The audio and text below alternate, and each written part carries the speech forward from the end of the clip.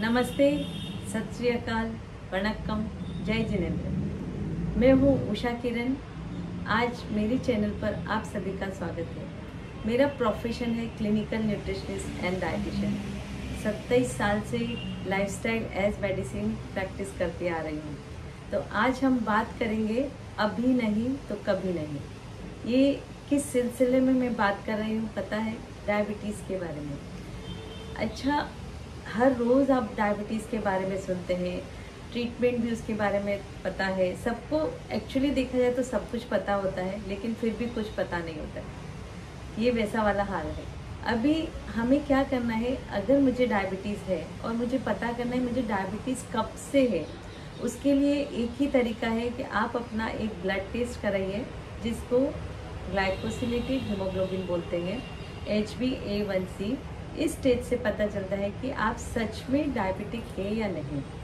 अगर आप डायबिटिक है तो इस स्टेज में उसकी रीडिंग से पता चलेगा। अगर 6 से 7 के बीच में है तो आप बॉर्डर लाइन से थोड़ा ऊपर लेवल पर है। पर अगर आपका 13 से 14.6 HbA1c है, मतलब कि आपका 1-1.5 साल से आप डायबिटिक है, तो ये बहुत ही डरने वाली बात भी है और वार्निंग साइंस भी है। डायबिटिक पेशेंट को कभी भी साइलेंट हार्ट अटैक आता है। बहुत सारी जो चीज़ें हैं बॉडी में, धीरे धीरे जो वेन्स है वो हार्ड होने लगती है, जिसको आर्टेरियोस्क्लेरोसिस कहते हैं। तो इसके लिए हमें डायबिटीज़ को कंट्रोल करना बहुत ज़रूरी है। अगर एक सादी भाषा में मैं बोलूँ तो ये दीमक की जैसी होती है हमारी बॉडी में, तो इसे हमें सीरियसली लेना चाहिए, क्योंकि डायबिटिक पेशेंट का वूंड भी हील नहीं होता है। ऊपर से अगर कट लगा है तो अंदर बहुत डीप वूंड होता है। तो यह समझना आपके लिए ज़रूरी है। और इसका जो ट्रीटमेंट है वो आप ही के हाथ में है।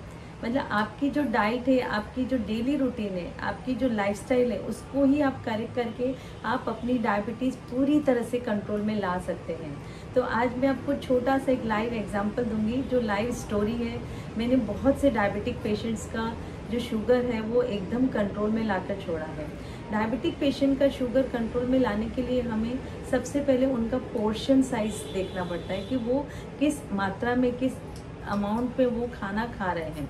तो ये जो किस्सा मैं बता रही हूँ, ये एक 34 ईयर ओल्ड व्यक्ति का है। उसका HbA1c 14.6 था। NRI पेशेंट था। तो वहाँ से मुझे फ़ोन किया, उन्हें पता चला कि मैं डायबिटिक पेशेंट्स को काफ़ी अच्छे से शुगर कंट्रोल में लाती हूँ। तो उन्होंने फ़ोन किया, बताया कि डॉक्टर तो मुझे इंसुलिन चालू करना चाहते हैं। तो ये तो किसी के लिए भी शौक की बात है ना। तो अभी इस शौक से उभर भी नहीं पाए कि उनको कोविड पॉजिटिव हो गया। ये बात है जब भी कोविड चल रहा था। तो उन्होंने बहुत ही घबरा गए और वो बोले कि मुझे तो मैडम, मुझे बिल्कुल भी शुगर के लिए इंसुलिन चालू नहीं करना है। अभी 14.6 है तो डॉक्टर भी इंसुलिन चालू करेंगे, क्योंकि ये इमरजेंसी वाली कंडीशन है। तो मैंने उन्हें कहा कि ठीक है, आप अपनी दिनचर्या बताइए, आपकी फूड हैबिट्स बताइए, आपका वज़न बताइए, हाइट बताइए। एक नॉर्मल प्रोसीजर होता है। जो मेरे एक्सपीरियंस से मैंने उन्हें कैसे 14.6 से 5.6 3 महीने में लाई। इसमें सबसे पहले मैंने उनकी फूड हैबिट्स लिया। वो मांसाहारी थे, नॉन वेजिटेरियन खाते थे, बहुत ही इरेगुलर लाइफस्टाइल थी। अच्छा, और NRI थे तो फ़ोन पे ही मुझे सब समझाना पड़ता था। उनसे रोज़ फ़ोटो मंगवाती थी, वो खाने में कितनी पोर्शन साइज़, नाश्ते में क्या ले रहे हैं, लंच में क्या ले रहे हैं, फिर टी टाइम पे क्या ले रहे हैं, डिनर पे क्या ले रहे हैं, पूरा खाना उनका जो है वो मॉनिटर करती थी। उनके ब्लड शुगर मॉनिटर करती थी कि खाने के 2 घंटे के बाद उनका ब्लड शुगर क्या रह रहा है। अगर उनके ब्लड शुगर ज़्यादा है तो उसमें मैं फाइबर ऐड करती थी। फाइबर मतलब कि कुछ सैलेड है या फिर वेजिटेबल्स है वो ऐड करती थी। फिर मैंने उनको डाइट में तरह तरह के फाइबर, जैसे कि फ्लैक्स सीड्स चालू किया।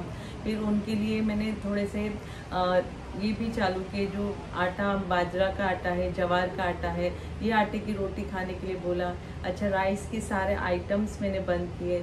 लेकिन ये सब चीज़ एक डिसिप्लिन से करना पड़ता है, क्योंकि डायबिटिक पेशेंट में जो है, अगर हम छोटे छोटे 3 मील खाते हैं और बड़े 3 मील मीन्स टोटल 6 मील्स, जैसे कि नाश्ता लिया है, लंच लिया है और डिनर लिया है। नाश्ता और लंच के बीच में कुछ छोटा सा 100 कैलोरीज का कुछ खाना है, और लंच और डिनर के बीच में कुछ 100-200 कैलोरीज का कुछ नाश्ता लेना है।